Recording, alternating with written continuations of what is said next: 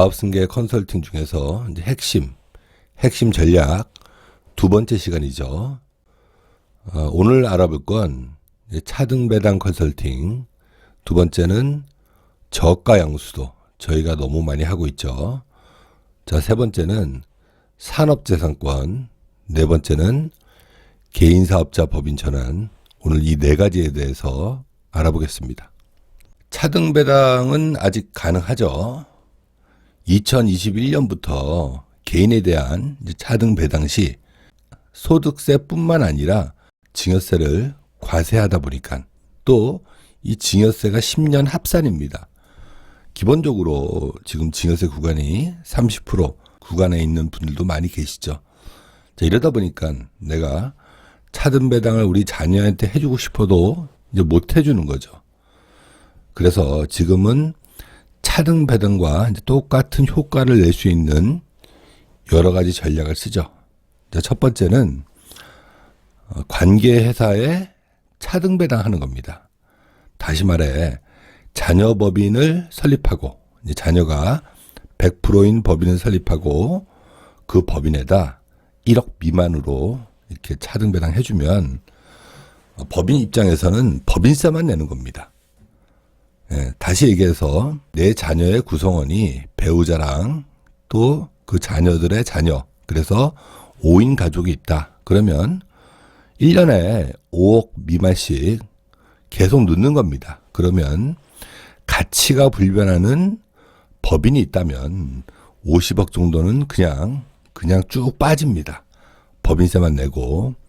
자, 그만큼 이제 관계회사 전략은 상당히 중요하죠. 이때 반드시 지금은 또 법이 바뀌어서 이 법인세는 안 빼줍니다. 그래서 이 특정 법인에 대한 증여이익, 이거를 검토하고 하셔야 되죠.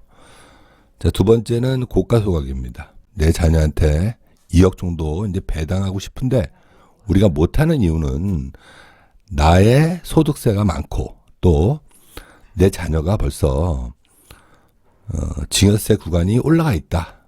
이러면 사실 세부담 때문에 못하는 거죠. 자, 이때는 STF와 고가 소각 전략을 결합해서 이제 쓰기도 합니다. 이 전략은 매우 좋은 전략이고 저희도 많이 실행을 합니다. 예를 들어 내가 5천만 원까지 내 자녀한테 주식을 증여하고 그 주식을 5천만 원에 소각하는 게 아니라 2억 혹은 3억에 소각하는 겁니다. 이때 당연히 물론 이제 자녀는 의제 배당에 대한 소득세는 내야 되겠죠. 그렇지만 차등 배당과 비슷한 효과는 낼 수 있죠. 다만 이때 특수관계 주주가 있으면 그때는 3억에 30% 이 부분을 좀 고려해서 융통성 있게 활용해야 되겠죠. 자, 세 번째는 저가 우선주 전략입니다. 제가 그 전에도 한번 강의를 했는데 우리가 예전에 난 이익에 대한 그 권리는 포기하고 지금부터 이익에 대한 지금부터에 대한 미처분 잉여금, 사실 예전에 미처분 잉여금이 100억이 쌓여 있다. 이게 현금화 할 수 있냐? 이건 사실 의문입니다. 그 안에는 못 받는 돈도 있고 또 가지급금도 있죠. 자, 그래서 우선 일단 평가를 달리하는 저가 우선주를 발행하고 이 저가 우선주는 배당 우선주가 되겠죠. 그리고 일정 금액 이상 이제 배당을 하는 거죠. 그리고 또 증여특례도 활용을 합니다. 우리가 5억까지는 증여특례 해도 세금이 없다 보니까 일단 증여특례하고 그 이후에 균등배당도 할 수 있죠. 자, 그리고 또 자기 주식도 활용을 저희가 많이 합니다. 일단 대표님의 주식을 자기 주식 형태로 회사에 매입하면 이 자기 주식은 배당권도 없고 의결권도 없죠. 자, 그런 상태에서 균등배당을 하더라도 내 지분은 점점 줄어드는 겁니다. 그러면 당연히 이제 자녀 지분이 올라가는 거죠. 자, 이런 전략을 혼용해서 차등 배당과 비슷한 효과를 낼 수 있는 전략들은 아직도 많이 있습니다. 또 하나는 저희가 너무너무 많이 쓰는 전략이죠. 주식의 저가 양수도. 우리 비상장 주식은 판매가 안 되다 보니까 가격을 정할 수가 없습니다. 자, 시가라는 게 없는 겁니다. 그래서 이 주식을 1원에 팔든 10원에 팔든 100원에 팔든 이건 내 마음입니다. 하지만 우리가 그 흔히 알고 있는 그 액면이라는 게 있죠. 액면가 5,000원.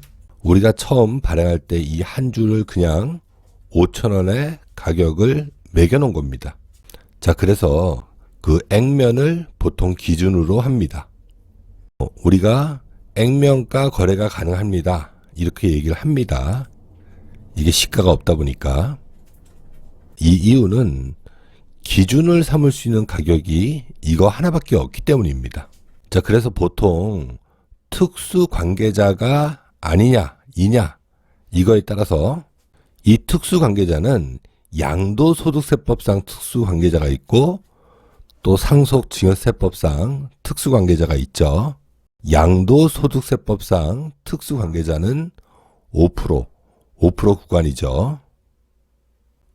그리고 상속증여세법상 특수 관계자는 30%, 이 30%입니다. 자, 이걸 기억하셔야 됩니다. 자, 이 구간 안에 있는 룸을 활용한 저가 양수도 거래가 있습니다. 자, 이런 여러 가지들을 활용할 수 있죠. 자, 근데 제가 이걸 써놓은 이유는 저가 양수도를 했다는 거는 의심을 살 수 있기 때문입니다. 내가 만일 여기 회사의 주식을 20년 전에 5,000원에 샀습니다. 근데 지금까지 배당도 한 번도 안 받고 주주로서의 권리도 행사도 한 번 안 했고 그리고 주주로 등재는 돼 있습니다.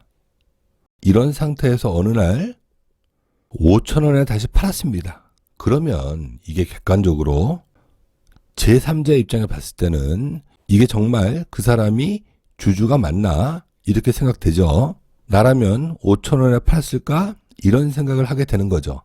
과세관청도 똑같습니다. 과세관청 입장에서도 이 사람이 실제 주주일까 하는 생각을 하는 거죠. 자, 지금 가치를 보니까 5,000원이 아닌 겁니다. 지금 가치는 10억 이렇게 되는 거죠. 사실 주식은 아직 실명제가 안 됐죠.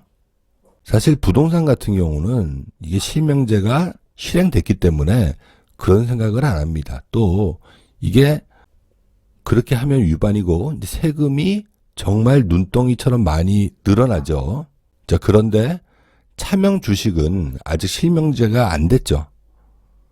자, 그래서 차명 주식 통합 시스템에 따라서 차명 주식이라는 의심을 가지게 되는 겁니다. 어느 날 갑자기 저가 양수도를 했는데 거래한 사람한테 뭐가 툭 갑니다. 펴보니까 실제 주주라면 당연히 전화해서 내가 팔았는데 뭐 때문이냐 이렇게 물어보겠죠.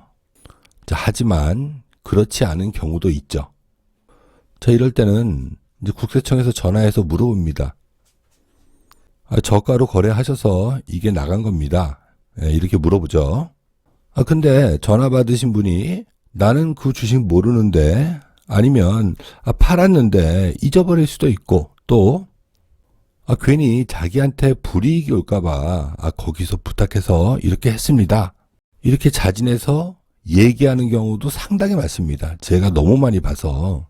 자, 그래서 이제 차명 주식 통합 시스템을 주의하셔야 됩니다. 자, 우리는 당연히 이제 그렇게 하면 안 된다고 말씀드리지만 쉽게 생각하시는 거죠. 그리고 이제 특히나 발기 시점부터 오랫동안 주주고 또 배당도 한 번도 안 받고 계속 직원으로 등재돼 있고 자, 이러다 보니 우리가 이제 명의신탁 해지라는 걸 했죠. 자, 근데 이걸 하다 보니까 입증이 안 되는 겁니다. 너무 오래전 거고 자료도 없고. 자, 이렇게 되니 2014년에 국세청에서 명의신탁 간소화 제도를 도입해서 증빙이 좀 부족해도 우리가 해줄 테니까 서류를 가져와라. 자, 근데 이때 그 조건이 맞으면 가능하지만 조건이 안 맞으면 이때 어떡합니까? 이때는 우리가 명의신탁이라는 걸 입증해야 되겠죠. 자, 그래서 이제 이런 제도들이 나온 거죠. 지금은 대금 지급에 관한 분석 시스템도 있죠. 자, 그래서 이제 돈을 주고 샀습니다. 과세관청 다 압니다. 예. 그 돈을 주고 사셨네요. 예, 그 증빙이 있겠죠. 근데 그 이후에 돌아서 다시 이렇게 돌아왔네요.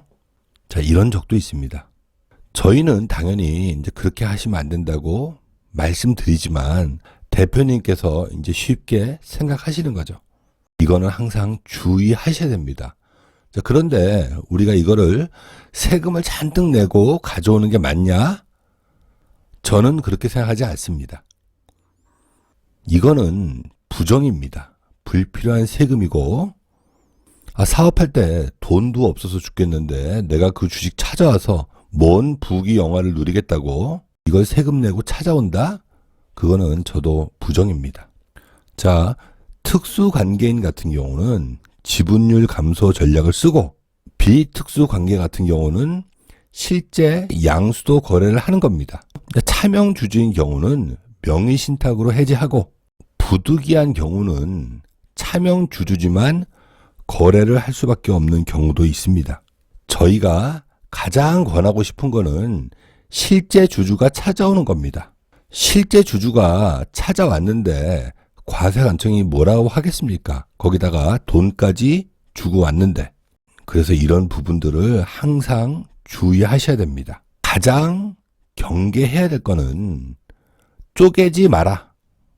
예를 들어서 10억입니다. 그러면 3억까지는 괜찮으니까 내가 이제 3억 받아오고 배우자가 3억 받아오고 자녀 각각 3억씩 해서 양수도 거래할 수 있죠. 저가 양수도로 해도 문제가 없다라고 생각하는 거죠. 자, 그렇지만 모든 거래는 1대1입니다. 물론 아닐 수도 있죠. 이게 정말 그 거래가 맞다 하면 괜찮겠지만 그렇지 않은 경우는 누군가 우리도 조세를 회피하기 위해서 나눈 거다. 이렇게 의심받을 수 있죠. 그래서 이제 대표님이 회수하고 그 다음에 증여하는 게 맞지. 어떻게 이걸 나누냐 이렇게 생각할 수도 있기 때문에 항상 주의하시라는 겁니다. 굳이 그렇게 하시기에는 정말 맞다는 거래를 입증할 수 있는 백데이터가 있지 않는 한 이거는 상당히 이제 주의하셔야 되는 거죠. 산업재산권 컨설팅 자유발명이라는 거를 검증해야 되는 게 첫 번째입니다. 직무발명은 실질적으로 내게 아닙니다. 이 직무발명이란 건 내 일과 관련해서 연구를 하다 보니 우리 회사에 맞는 어떤 것들을 발명하게 된 거죠. 자, 그래서 기여도를 반드시 따져야 됩니다.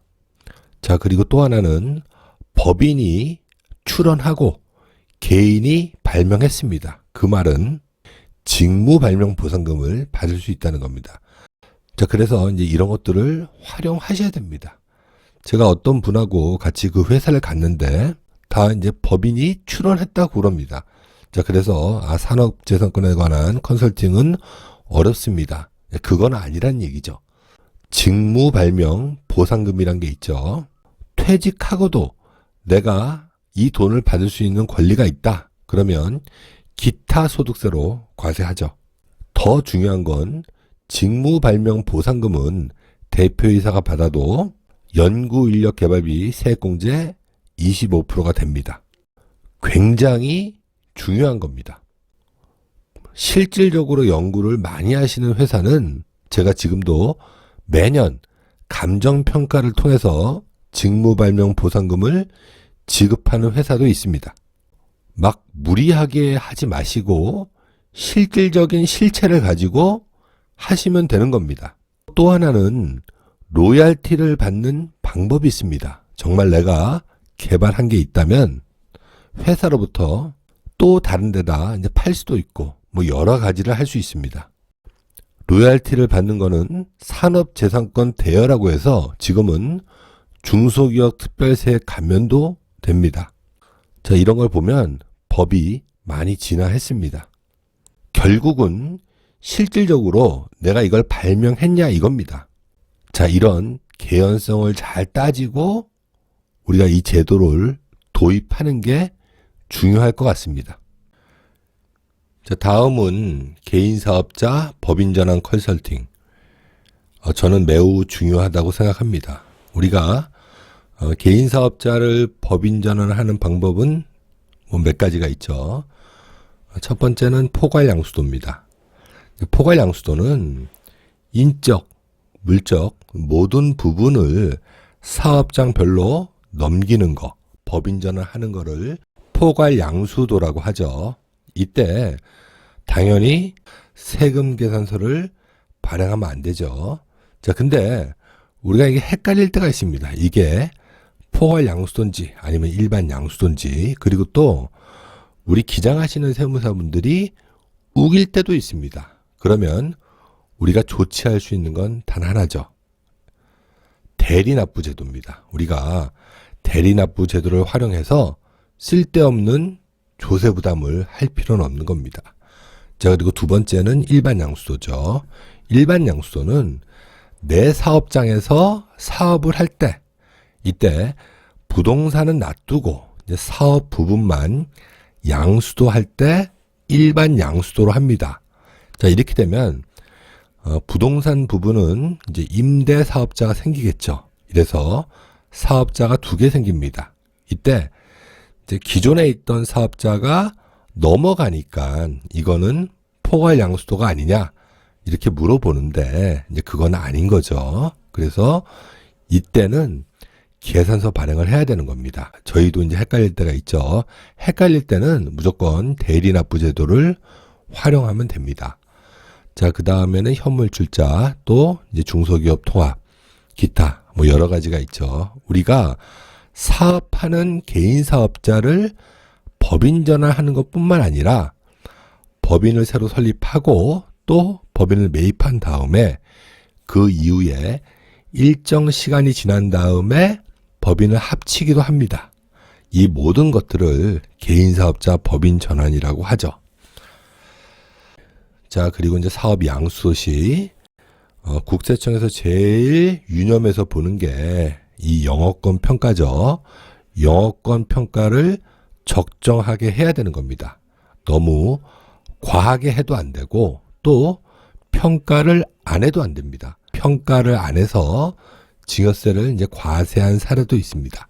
그만큼 영업권은 적정하게 평가하고 또 그 이후에 영업권을 가지고 재무제표를 좀 건실하게 만든다든지 아니면 출자 전환을 통해서 감액 배당을 할 수 있는 재원을 마련할 수도 있죠. 자, 그리고 현물출자. 현물출자는 임대사업자분들이 가장 많이 하시죠. 이 임대형 건물, 이 사업장 자체가 덩어리가 크다 보니까 현물출자 방식으로 이제 법인 전환을 합니다. 이때 지금은 취등록세에 대한 조세 혜택은 다 사라졌죠. 다만 양도세 이월과세는 남아 있습니다. 자, 그리고 이제 주택임대사업자. 우리가 주택임대사업자가 법인 전환을 하는 거는 실익이 없다고 봅니다. 자, 그렇지만 상속과 증여에 대비해서 법인 전환을 할 수도 있죠. 자, 이렇게 컨설팅은 정답은 없습니다. 다만 우리가 상속에 대비해서 주택도 법인 전환을 할 수 있다. 이거는 또 실익이 있다고 저는 생각합니다. 자, 대응 방안은 이제 포괄양수도 같은 경우는 이게 이제 부동산이 없는 거죠. 사실 내 개인이 부동산을 사면 나중에 이제 상속이나 증여세를 또 내야 되죠. 그렇지만 법인 전환을 한 상태에서 부동산을 사면 우리 회사의 주식을 갖고 있는 내 자녀한테 자연스럽게 상속이나 증여에 대비해서 뭐 이런 것들이 되는 거죠. 예, 그리고 또 영업권 평가. 영업권 평가를 해서 돈을 빼내와라 뭐 이런 게 아닙니다. 영업권 평가를 해서 재무 구조를 좀 개선하고 뭐 이런 방법으로 좀 쓸 수 있는 거죠. 자, 그리고 이제 건물에 주택이 있는 경우 저희가 이제 최근에도 이런 건들을 의뢰 많이 받는데 우리 건물에 이제 주택 부분이 있는 경우는 이걸 빼고 이제 보통 법인 전환을 합니다. 그리고 나중에 이 주택 부분을 이제 용도 변경해서 그 이후에 다시 법인 전환할 수도 있죠. 자, 이렇게 여러 가지 방법이 있습니다. 그리고 또 최근 의료법인 전환에 대해서도 많은 상담을 하고 있습니다. 자, 이 부분은 좀 시간이 지난 다음에 저희가 영상을 만들어서 한번 준비를 하겠습니다. 오늘 개인사업자 법인 전환, 그리고 또 산업재산권, 그리고 주식에 대한 저가 양수도, 그리고 또 차등 배당 전략, 이 네 가지에 대해서, 가업승계 전략 이 네 가지에 대해서 개괄적으로 알아봤습니다.